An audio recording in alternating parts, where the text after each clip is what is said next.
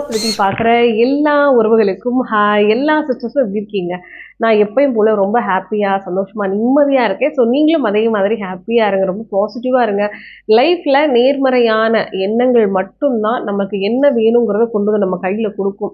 So நீங்கள் நெகட்டிவாக நினைக்கிறதுனாலையோ என்னால் முடியாது, நடக்காது, கடவுள் என்ன மட்டும் சோதிக்கிறாங்க, எனக்கு மட்டும்தான் கடன் இருக்குது, நான் மட்டும்தான் உலகத்திலே பாவப்பட்ட ஜீவன், என்னால் மட்டும்தான் இந்த வாழ்க்கையை ஹேண்டில் பண்ண முடியல, பசங்களுக்கு ஏதோ ஒரு பிரச்சனை இருக்கு, ஹஸ்பண்டுக்கும் எனக்கும் ஒத்து போகல, எனக்கு மட்டும் இந்த பிறவி ரொம்ப கிரிட்டிக்கலா இருக்குன்னு நம்ம நிறைய பேர் நினைப்போம். ஆனா அப்படி கிடையாது.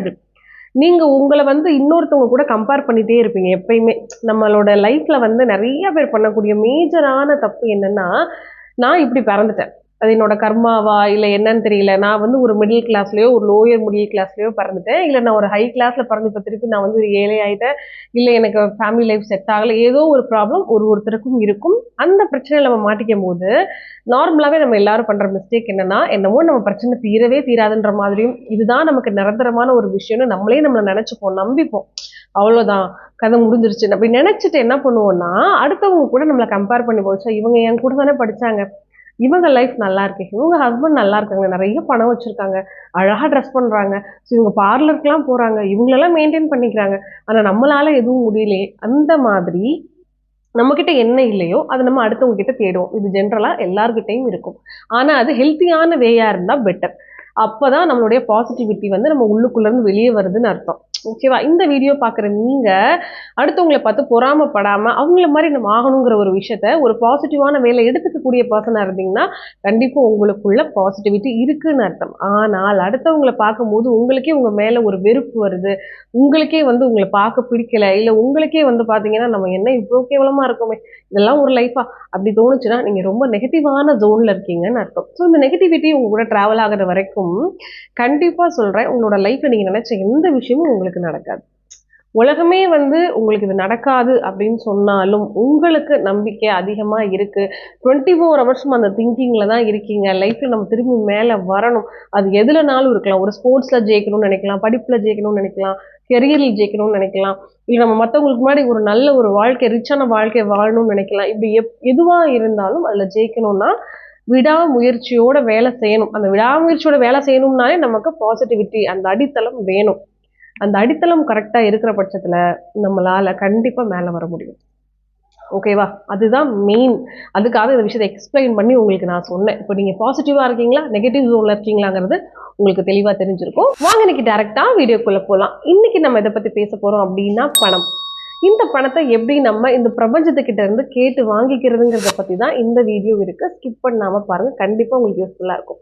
நம்ம எல்லாருக்குமே ஒரு பெரிய டவுட் இருக்கும், நம்ம ஏன் கடனாளியா இருக்கணும், நமக்கு ஏன் ஏழையா பிறக்கணும், நமக்கு ஏன் இவ்வளோ கஷ்டம் வரணும். ஒரு நல்ல ட்ரெஸ் போடுறதுக்கு கூட நம்ம கண்டிப்பா பாத்தீங்கன்னா சில இடங்கள்ல நம்ம திணறி இருப்போம், யோசிச்சிருப்போம், இல்ல நம்ம பட்ஜெட் இதுதான், எனக்கு ஒரு ட்ரெஸ் பிடிக்கும் ஆனா அதனால வாங்க முடியாது. கரெக்டா?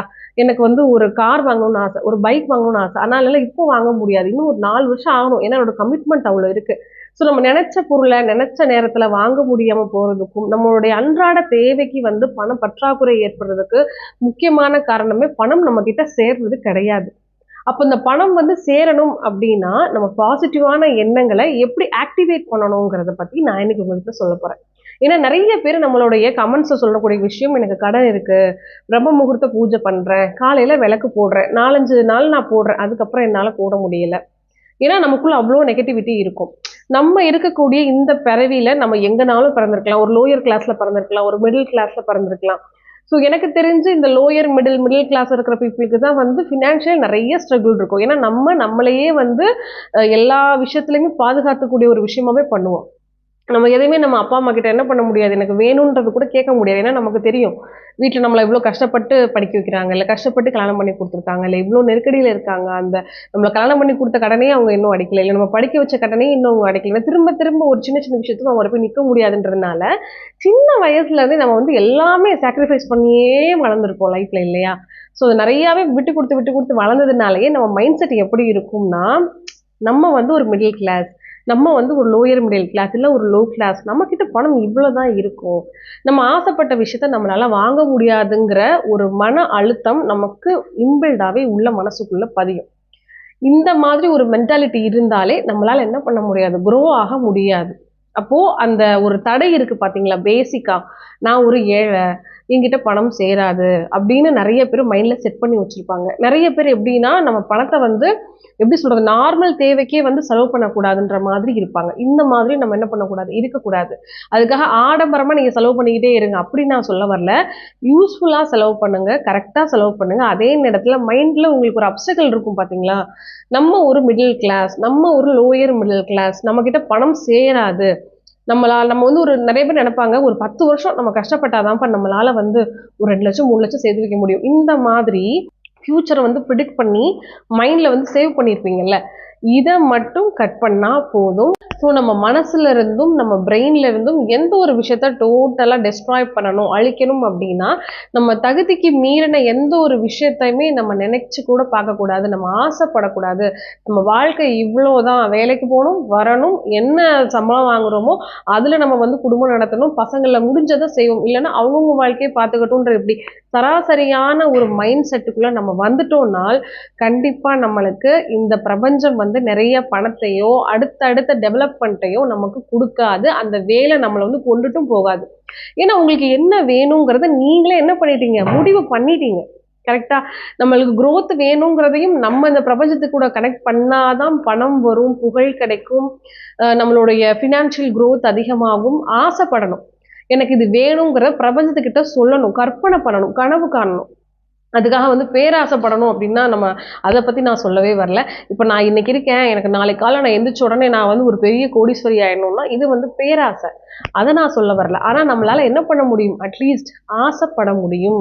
எனக்கு வந்து இவ்வளவு வேணும், நான் வந்து இன்னைக்கு இந்த இடத்துல இருக்கேன், இன்னைக்கு ஃபார் எக்ஸாம்பிள் நான் மாசம் 30,000 சம்பளம் வாங்குறேன்னா நான் அடுத்த வருஷமும் இல்ல அடுத்த 6 மாசத்துலயும் நான் வந்து ஒரு 50,000 ரூபாய் சம்பளம் வாங்கணும், இல்ல ஒரு 45ல இருந்து ஒரு 50 ரூபாய் எனக்கு கண்டிப்பா கிடைக்கணும். அப்போ அதுக்கு என்ன இந்த பிரபஞ்சம் கைட் பண்ணணும்ல, அப்போ நான் நினைச்சது எனக்கு கிடைக்கணும்ல, அப்போ அதுக்கு பாசிட்டிவான எண்ணங்கள் வேணும், ஆசைப்படணும். எதையுமே வந்து நம்ம கடன் வாங்கி ஆடம்பர செலவு பண்ணி ரிச்சா வந்து பகட்டு பண்ணிக்கணுன்ற அவசியம் நான் அதை பத்தி நான் சொல்லவே இல்லை. நம்ம நியாயமா நம்மளுடைய ஆசைகளை நம்ம வந்து அதை இது நடக்கும் அப்படின்றத நம்ம நம்பணும் அப்படின்னா நம்மளே ஒரு குறுகிய கட்டத்துக்குள்ள அடையக்கூடாது. ஸோ இந்த மாதிரி விஷயங்கள்லாம் நம்ம மனசுல இருக்கு அப்படின்னா நீங்க மேனிஃபெஸ்ட் பண்ணி எந்த பிரயோஜனமும் கிடையாது. நீங்க டெய்லி காலைல பிரம்ம முகூர்த்த பூஜை பண்ணி எந்த பிரயோஜனமும் கிடையாது. மனசுக்குள்ள இருக்கக்கூடிய அந்த அழுத்தங்கள் எல்லாமே நமக்கு சரியாகணும், நம்ம நினைச்சது நமக்கு நடக்கும், நம்மளால லைஃப்ல முன்னேற முடியும், நம்மளால நிறைய வந்து சொத்து சேர்க்க முடியும், நம்மளால கடன் எல்லாம் அடைச்சிட்டு நிம்மதியா வாழ முடியும். இன்னைக்கு எனக்கு 10 லட்சம் கடன் இருக்கா, அடுத்த வருஷம் எனக்கு இது முடிஞ்சிடும், கடனை முடிச்சுட்டு நான் என்ன பண்ணுவேன்றதை நீங்க கற்பனை பண்ணணும், அதை நம்பணும், அதை நினைக்கணும். அதுதான் இந்த பிரபஞ்சத்து கூட உங்களோட எண்ணங்கள் எல்லாம் போய் கலக்குது. அது மூலியமா அந்த விஷயம் சீக்கிரம் நடக்கிறதுக்கு அந்த பிரபஞ்சம், ஓ உனக்கு வந்து இந்த மாற்றம் தேவைப்படுதா, அப்ப நீ உனக்கு வந்து பணம் தேவைப்படுதா, பணத்தை தான் நீ கேட்டுக்கிட்டு இருக்கிய, அப்ப நான் உனக்கு பணம் கொடுக்குறேன், அதுக்கு இந்த விஷயங்கள் எல்லாம் நமக்கு வந்து வரும். இதை பண்ணி பார்த்தவங்க எக்கச்சக்கமா உங்களோட லைஃப்பை வந்து சேஞ்ச் பண்ணிட்டே இருக்காங்க. கரெக்டா? ஸோ அதனாலதான் நான் கூட சொன்னேன், பிரம்ம முகூர்த்த பூஜை பண்ணுங்க காலைல டெய்லி. அந்த 3:30 to 5:30ங்கிறது ரொம்ப சூப்பரான டைம். ஏன் அதை சூப்பரான டைம்னு சொல்றோம்னா இந்த பிரபஞ்சத்து கூட நம்ம பேசுறதுக்கு அந்த இடம் வந்து ரொம்ப டிராஃபிக் இல்லாம இருக்கும். இப்போ ஃபார் எக்ஸாம்பிள் ஒரு 6 மணி 7 மணிக்கு எல்லாருமே எந்திரிச்சிருவாங்க இல்லையா, அப்போ கூட்டமா இப்ப நம்ம ஒரு ரோட்ல நடந்து போறதுக்கும் யாருமே இல்லை, அந்த ரோடே காலியா இருக்கு, அப்ப நம்ம நடந்து போறதுக்கும் இல்ல அப்ப நம்ம டக்குன்னு ஒரு ஒரு இடத்துக்கு பயணம் பண்ணணும்னா அப்ப நம்ம எவ்வளவு ஃபாஸ்டா போவோம், சீக்கிரமா போவோம், எந்த அப்டக்கிள்ஸும் நமக்கு கிடையாது. ஸோ அந்த சூப்பரான பிரம்ம முகூர்த்த நேரத்துல நம்ம ஒரு விஷயம் பண்ணோம்னா கண்டிப்பா நமக்கு நிறைய நல்ல விஷயம் கிடைக்கும். அதுக்காக எந்திரிச்சு அந்த விஷயத்த பண்ணிட்டு ஒரு காலையில அப்புறம் ஒரு 10 மணிக்கு மேல வந்து நீங்க நான் இப்படிதான் அப்படின்ற ஒரு சோகப்பாட்டு பாடிக்கிட்டு இருந்தோம்னா நம்ம லைஃப் முன்னேறவே ஏறாது.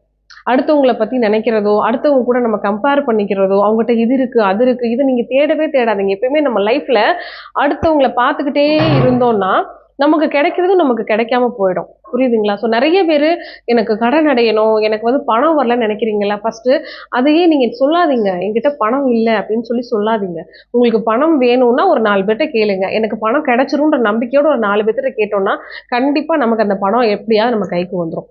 இந்த விஷயத்த நீங்க ப்ராக்டிக்கலா நீங்க நம்பி ப்ராக்டிக்கலா உங்க லைஃப்ல அப்ளை பண்ணீங்கன்னா கண்டிப்பா சொல்றேன் உங்களால எந்த எக்ஸ்ட்ரீமுக்கும் ஏர்ன் பண்ணி லைஃப்பை டோட்டலா சேஞ்ச் பண்ண முடியும். ஓகேவா? ஸோ நம்ம இப்படி பிறந்துட்டோம், இல்லை நமக்கு இப்படி ஆயிடுச்சு அப்படின்றத பற்றி யோசிச்சோ புலம்பியோ எந்த பிரயோஜனமும் கிடையாது.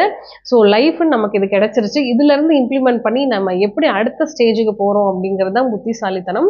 பாசிட்டிவாக இருங்க. உங்களை நீங்கள் அதிகமாக நம்புங்க. மூடத்தனமாக நம்புங்க. கண்மூடித்தனமாக நம்புறதுன்னு சொல்லுவோம்ல, அந்த மாதிரி கண்மூடித்தனமாக நம்புங்க. கண்டிப்பாக உங்களோட லைஃப் நல்லா வரும். ஹார்ட் ஒர்க் பண்ணுங்க.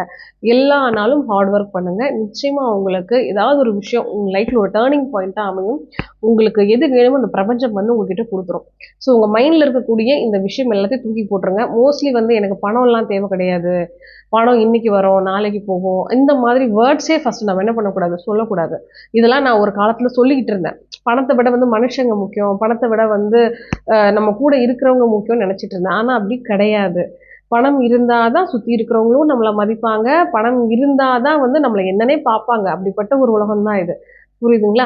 அதனால அந்த வார்த்தைக்கு கூட சில பேர் ஈஸியா சொல்லுவாங்க, என்னடா பணம் அப்படின்னு சொல்லி. அப்படி கூட நம்ம உதாசீனமா நம்ம பேசணும்னா கண்டிப்பா அந்த பணம் நம்ம கிட்ட தங்காது. உங்களுக்கு என்ன வேணுமோ அதை ருட்டீனா எழுதுங்க. எழுத எழுத அந்த விஷயம் வந்து கண்டிப்பா பிரபஞ்சத்துக்கிட்ட நம்ம ஒரு பதிவு போட்டுட்டே இருக்கோம்.